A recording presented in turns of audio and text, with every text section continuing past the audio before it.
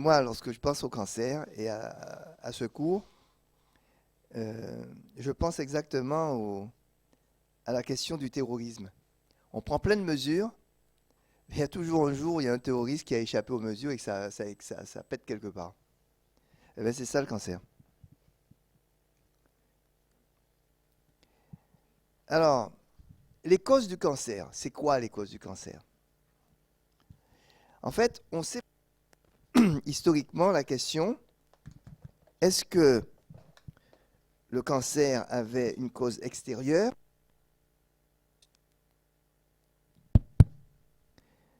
ou est-ce que c'était une anomalie à l'intérieur du génome? Et vous savez, c'est au 19e siècle qu'on a pu savoir que les maladies bactériennes étaient liées à des bactéries, en tout cas des microbes. Et je ne sais pas si vous connaissez l'expérience, je ne me rappelle plus comment il s'appelle, ce médecin, mais il a démontré que lorsqu'on se lavait les mains, on avait moins de maladies que on ne se lavait pas les mains. Et puis bon, il y a toutes les choses de Pasteur, etc. Mais pour le cancer, alors et puis il y a eu au début du XXe siècle la découverte de la pénicilline, des antibiotiques, qui ont amélioré de façon considérable, évidemment, la santé des individus. Parce que les maladies bactériennes décimaient, en fait, les maladies infectieuses décimaient les populations. Hein, les grandes épidémies, vous connaissez tout ça.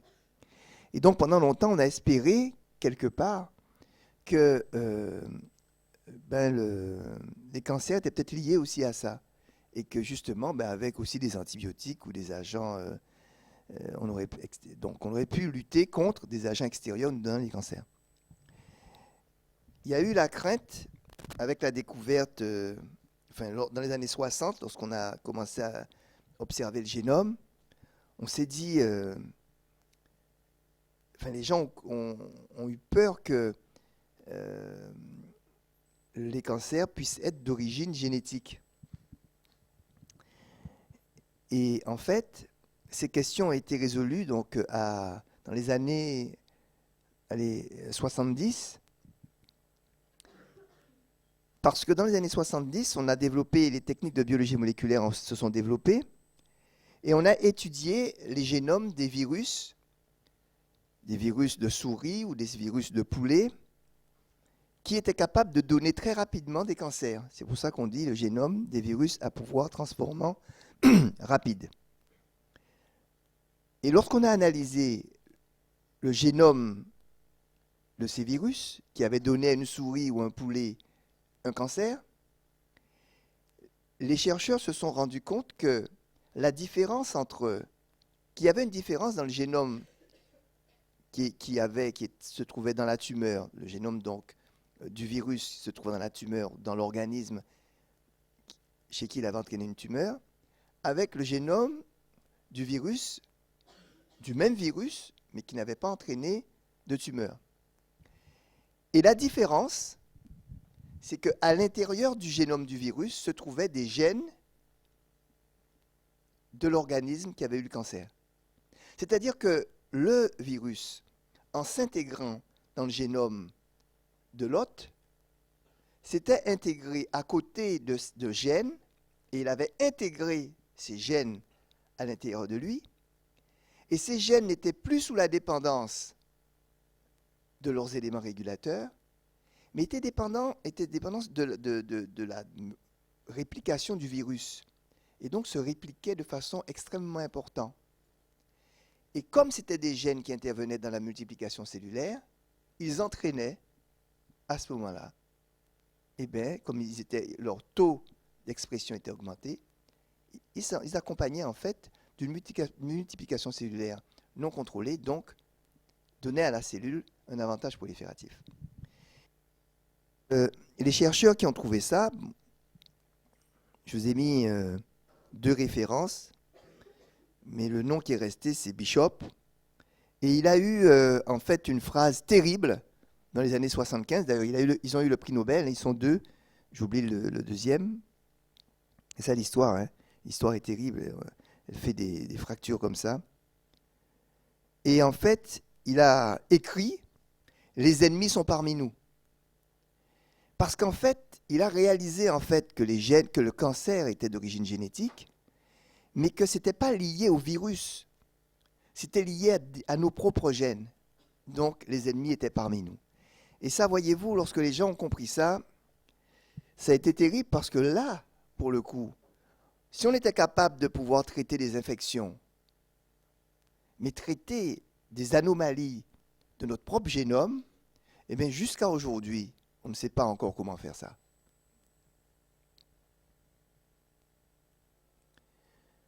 Donc, le cancer est une maladie génétique somatique. C'est donc une anomalie de notre génome. Ça part de là, le cancer. C'est une maladie non pas constitutionnelle, fondamentalement, même s'il existe des cancers familiaux, on verra ça tout à l'heure, mais dans l'immensité des cancers, ce sont des maladies génétiques somatiques.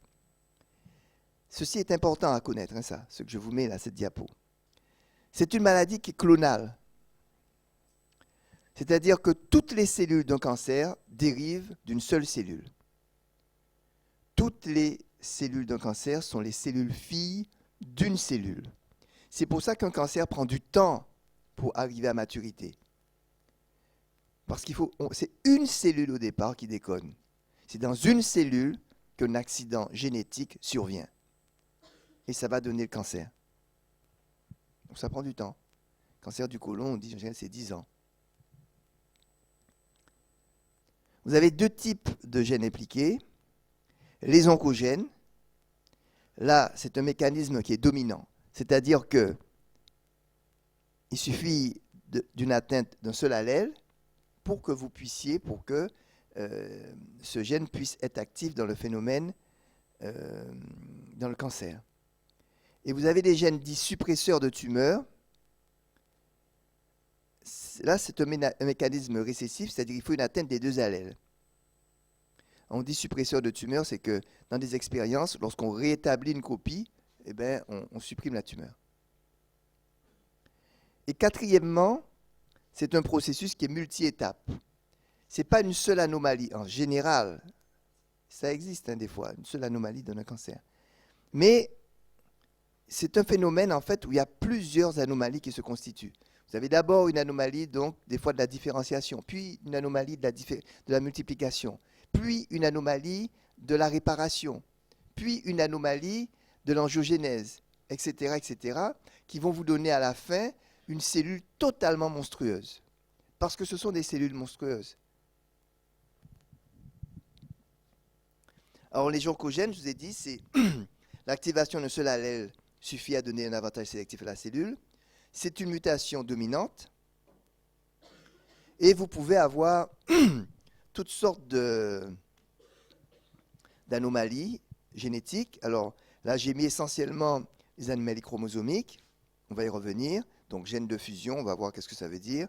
Des gains ou des amplifications. Mais évidemment, et maintenant, pour beaucoup, de simples mutations, des mutations, vont vous simplement faire en sorte que l'oncogène peut être actif. Pour les jeunes suppresseurs de tumeurs, en fait, ce qui se passe souvent, ça vous donne... vous avez des mutations qui surviennent dans la lignée germinale. Donc, une maladie, on va dire, constitutionnelle. Là, vous avez des cancers familiaux. Et puis, ce qui se passe, c'est qu'après, vous avez des mutations somatiques dans l'autre allèle. Donc, vous avez en fait dans la maladie une susceptibilité, une prédisposition au cancer. Une des cellules, les cellules ont un allèle muté. Et puis dans certains organes, pour des raisons des fois qui ne sont pas tout à fait claires, l'autre allèle va muter et dans cet organe-là, en tout cas dans cette cellule-là, dans cet organe-là, va donner le cancer. Là, les deux allèles sont mutés. Et donc, c'est un phénomène qui est récessif. J'aime bien classer les cancers parce que c'est des fois des mécanismes un peu différents en deux grands types. Des tumeurs d'origine mésodermique et les carcinomes, c'est-à-dire elles sont d'origine ectodermique, tumeurs ectodermiques, pour faire référence en fait à des cancers d'ordre épithéliaux. Alors j'ai mis ectodermique, mais c'est aussi endodermique, les cancers épithéliaux et les cancers qui sont mésodermiques. Et dans les mésodermiques, vous avez tout ce qui est hémopathie maligne, lymphome, leucémie, et puis donc les sarcomes, tumeurs donc du muscle ou des tissus conjonctifs. En fait, on peut avoir des cancers de tout, des cancers partout.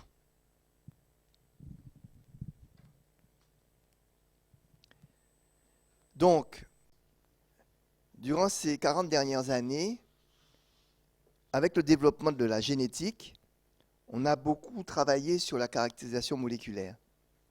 Le premier modèle, celui qui a été le plus développé, enfin en tout cas le premier, a été, et d'ailleurs pour lequel il y a aujourd'hui, au moins pour une des maladies cancéreuses, un traitement ciblé, c'est celui des hémopathies malignes. C'est un vrai modèle. Et il s'est développé grâce à la cytogénétique et son pionnier, d'abord en France, mais aussi au plan international, c'est Roland Berger,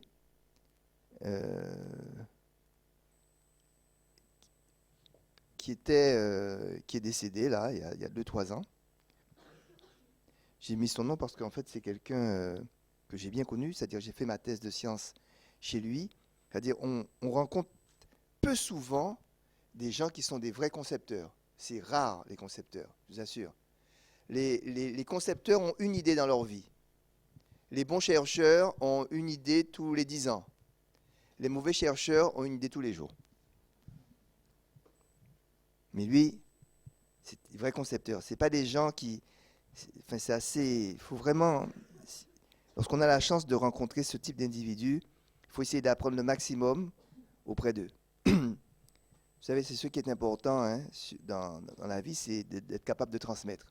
C'est ce qui définit en fait les humains, à la différence des autres espèces, c'est que nous, on peut transmettre des choses. Donc la transmission, c'est quelque chose d'important. Alors, le modèle des hémopathies malignes, par définition, une hémopathie maligne, c'est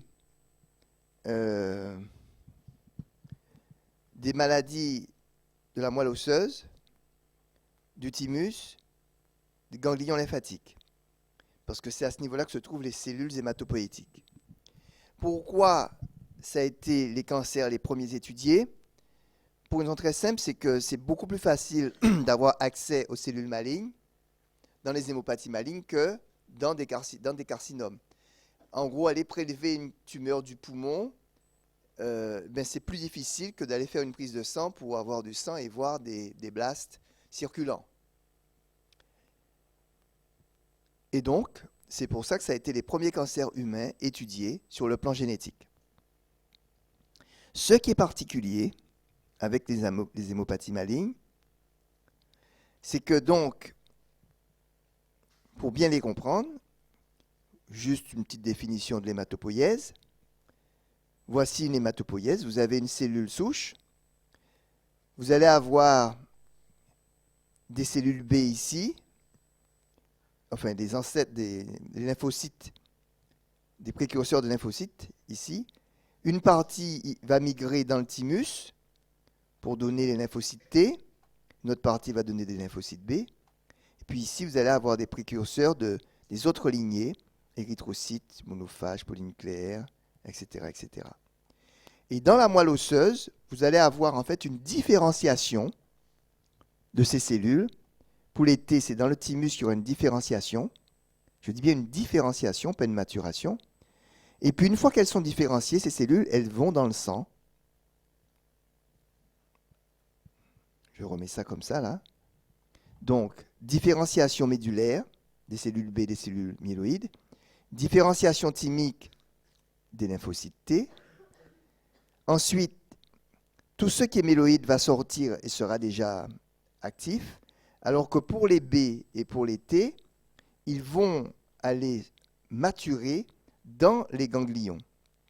Et c'est en sortant des ganglions qu'ils deviendront des cellules immunitaires compétentes. Elles sont des cellules immunitaires, c'est des immunités ciblées, les B et les T, alors que là, c'est l'immunité non ciblée, mais également tout ce qui est érythrocytes, tout ce qui est plaquettes, coagulation et puis transport de l'hémoglobine. Mais pour ce qui concerne les hémopathies malignes, donc toutes ces cellules peuvent être concernées, que ce soit toutes les lignées peuvent être concernées. Mais ce qu'il faut retenir, ici c'est la différenciation médulaire BM, différenciation thymique, la maturation des lymphocytes se fait donc par ici. Et donc en fait, ici dans le lymphocyte, si vous bloquez la différenciation, et si en plus il y a des anomalies de la multiplication, vous allez avoir des leucémies aiguës. Ici, si le cancer survient au niveau des ganglions, vous allez avoir des lymphomes. Ça, je vous dis ça pour votre culture générale, et puis après, ça évidemment pas tomber à l'examen.